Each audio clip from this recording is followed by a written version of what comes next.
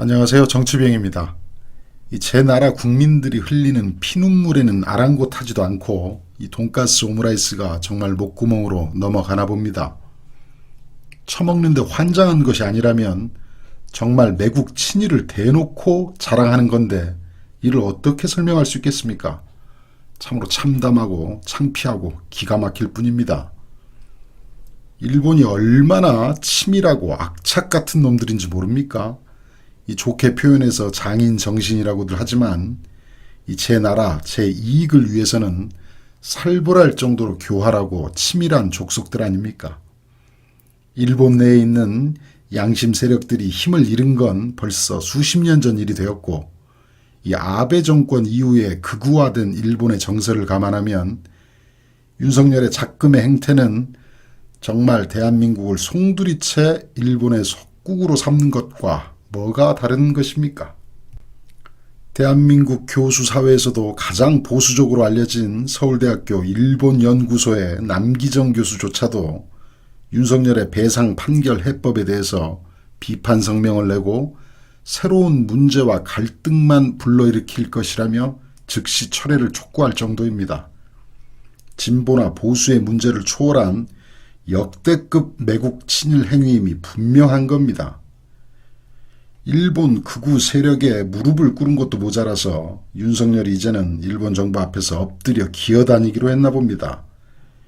이 강성 극우 세력의 의심을 의식했는지 향후 강제징용 구상권을 청구하지 않게 할 것이라고 명시적으로 밝혔습니다. 이 제정신인지 대한민국 대통령이길 진심으로 포기한 것으로밖에 보이지가 않습니다. 일본 최대 신문사인 요미우리 신문이 윤석열이 강제징용 문제 해법으로 내놓은 제3자 변제 방식에 대해서 향후 한국에서 일본에 대해 구상권 청구 행사로 이어질 일은 없게 했다는 윤석열의 입장을 보도를 했습니다. 윤석열이 일본의 입장에서 하나부터 열까지 깔끔하게 정리해 주기로 한 것이죠. 심지어 신문의 제목도 걱정하지 않아도 된다입니다. 대한민국의 대통령이 65년도 한일협정과 2018년도 배상을 확정한 대법원 판결이 모순되는 것이라며 이를 조화롭게 해결하는 것이 정치 지도자의 책무라는 역대급 헛소리를 시전해버렸습니다. 윤석열이 어쨌든 명색이 법률가 출신 아니에요? 자국의 대법원 판결의 정당성을 일본 언론 앞에서 부정을 할 수가 있습니까? 자기 말로는 대선 출마 전부터 제3자 변제 방식이 합리적이다라고 생각했다는 말로 일본 내에서의 우려나 걱정에 대해서 그 부분에 대해서 걱정하지 않아도 된다라고 다시금 강조를 합니다. 이외에도 요미우리 신문은 윤석열이 1960년대 후반에 일본에서 학업 중이던 아버지를 찾아갔던 기억을 회고하면서 일본은 선진국답게 아름다웠다, 일본인들이 무슨 일이든 정확하다는 것을 느꼈다 등의 발언도 게재를 했습니다. 일본 장학생 제대로 키워냈습니다. 그 후손이 이렇게 큰 선물을 안겨줄지는 일본도 예상하지 못했을 겁니다.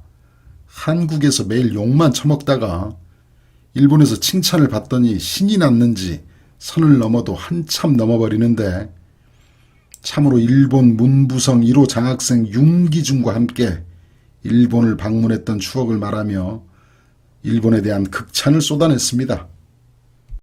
한마디 한마디가 일본 입장에서는 아주 주옥 같습니다.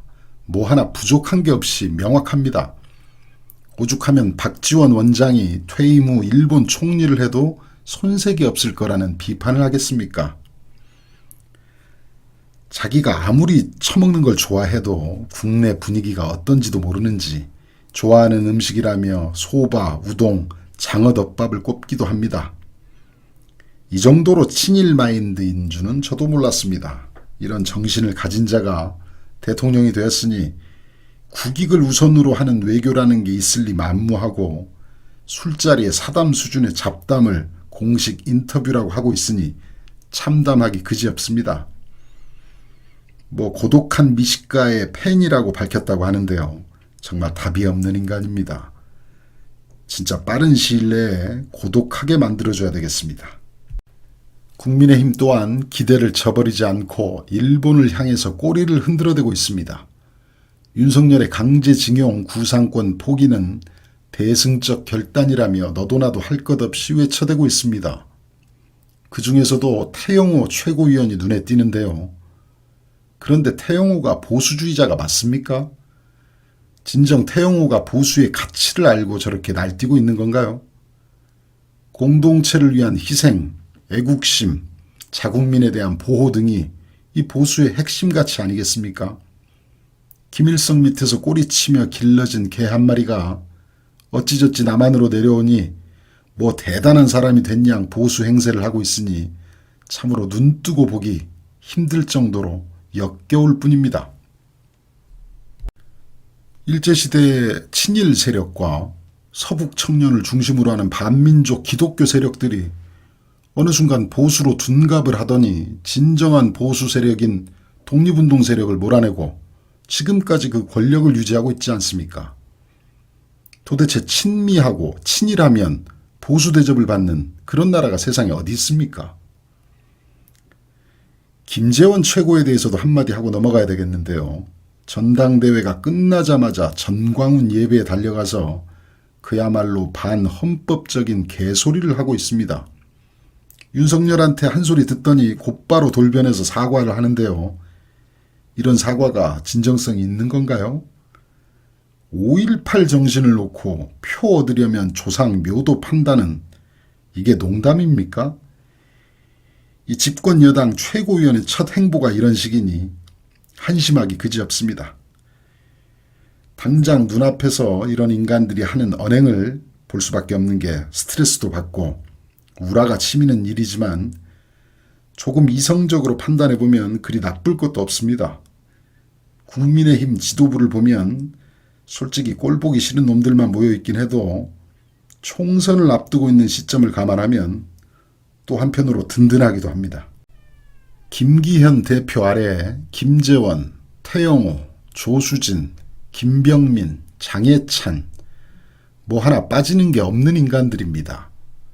총선 때까지 이 지도부 그대로 쭉 함께 하기를 바랄 뿐입니다. 민주당을 포함한 야권에서도 즉시 이번 제3자 변제안은 윤석열의 탄핵 사유가 될 수 있다면서 초강력 대응을 내놓고 있습니다. 이는 향후에 처벌받아야 할 직무유기이자 국정농단이라면서 대통령 탄핵 사유가 되며 이를 공식적으로 언급했습니다. 우리 구독자님들과 시청자분들 속으로 그냥 웃으십시오. 스트레스 많이 받지 마시고 내년 총선 때 어쩌면 대통령도 함께 뽑을 수 있습니다. 정치비행이었습니다.